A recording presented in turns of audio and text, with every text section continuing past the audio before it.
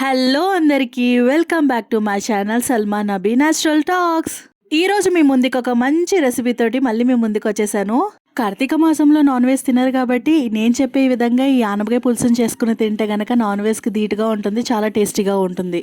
ఎప్పుడు ఆనపకాయ తోటి ఒకేలా కాకుండా నేను చెప్పిన విధంగా ఈ రెసిపీ చేయండి, టేస్ట్ మాత్రం బాగుంటుంది. ఒక్క ముద్ద కూడా వదలకుండా తినేస్తారు. ఇంకా ప్రాసెస్ లోకి వెళ్ళిపోదాం, వచ్చేయండి.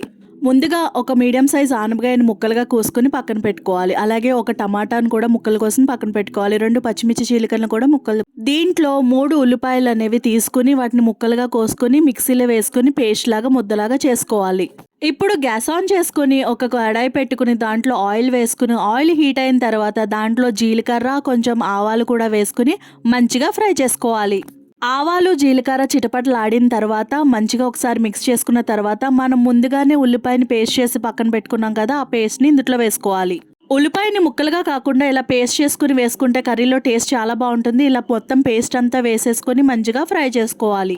ఉల్లిపాయ పేస్ట్ అంతా కూడా పచ్చివాసన పోయేంత వరకు కూడా హై ఫ్లేమ్లో పెట్టుకుని ఆయిల్లో మంచిగా ఫ్రై చేసుకోవాలి.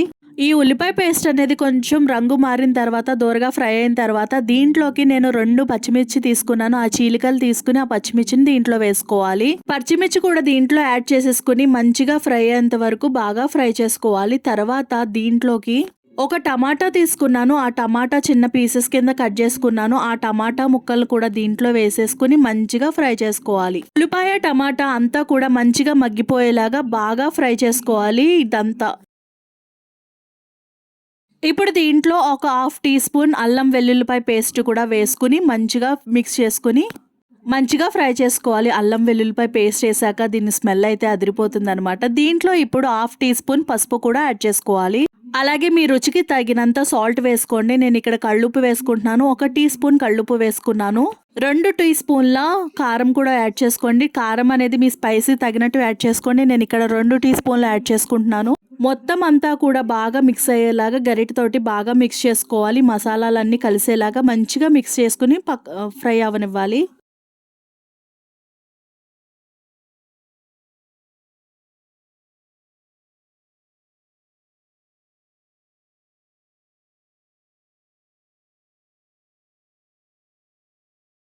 ఇప్పుడు మసాలా అంతా కూడా ఫ్రై అయిన తర్వాత ముందుగానే కోసిపెట్టుకున్న ఆనపకాయ ముక్కలు ఉంటాయి కదా, ఆనపకాయ ముక్కల్ని ఇందుట్లో వేసేసుకుని బాగా మిక్స్ చేసుకోవాలి.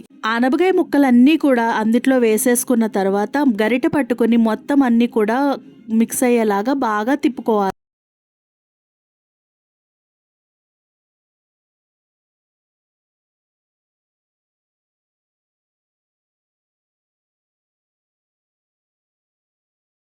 ఆనపకాయ ముక్కలు మొత్తం మిక్స్ అయిన తర్వాత ఇప్పుడు హై ఫ్లేమ్లో పెట్టుకుని కాసేపు ఉంచేస్తే కనుక ఆనపకాయ ముక్కలు అనేవి మంచిగా మగ్గిపోతాయి అనమాట. కాసేపు అలా ఉంచేయండి.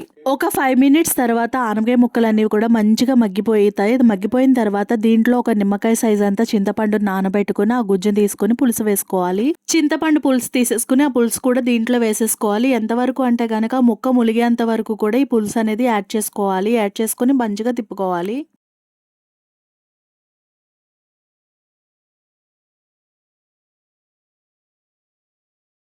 తిప్పుకున్న తర్వాత ఒక 5 మినిట్స్ అలాగా హై ఫ్లేమ్లో పెట్టి వదిలేస్తే పులుసు మంచిగా మగ్గుతుందనమాట. ఇప్పుడు మగ్గినప్పుడు దీంట్లో కొత్తిమీర వేసుకోవాలి. ఇప్పుడు ఈ పులుసు ఇలా మగ్గుతున్నప్పుడు దీంట్లో ఒక కొంచెం సీక్రెట్ మసాలా వేసుకోవాలి. అది ఏంటంటే గనక చేపల కూర మసాలా ఉంటుంది కదా, అది వేసుకుంటాం. జీలకర్ర, ధనియాలు, లవంగా, ఎల్లుల్లిపాయ వేసుకుని మంచిగా పేస్ట్ లాగా నూరుకుని ఆ పేస్ట్ని ఇందులో వేసేసుకోవాలి. ఈ చేపల కూర మసాలా వల్ల ఈ కర్రీకి చాలా టేస్ట్ వస్తుంది. నిజంగానే చేపల కూర తిన్నంత టేస్ట్ వస్తుంది. వెజిటేరియన్స్కి అయితే మంచి రెసిపీ కూడా ఇది. ఈ మసాలా కూడా వేసేసుకుని ఒకసారి మంచిగా అంతా కూడా మిక్స్ చేసుకోవాలి. బాగా మిక్స్ చేసుకున్న తర్వాత దీంట్లోకి కొత్తిమీర కూడా యాడ్ చేసుకోవాలి. కొత్తిమీర ఫ్లేవర్ అయితే ఈ పులుసులో చాలా టేస్టీగా ఉంటుంది. కొత్తిమీర మంచిగా ఈవెన్గా స్ప్రెడ్ చేసేసుకున్న తర్వాత గ్యాస్ని లో ఫ్లేమ్లో పెట్టుకుని ఒకసారి మూత పెట్టేసుకుని మంచిగా దగ్గరికి అయ్యేంత వరకు పులుసుని మగ్గనివ్వాలి.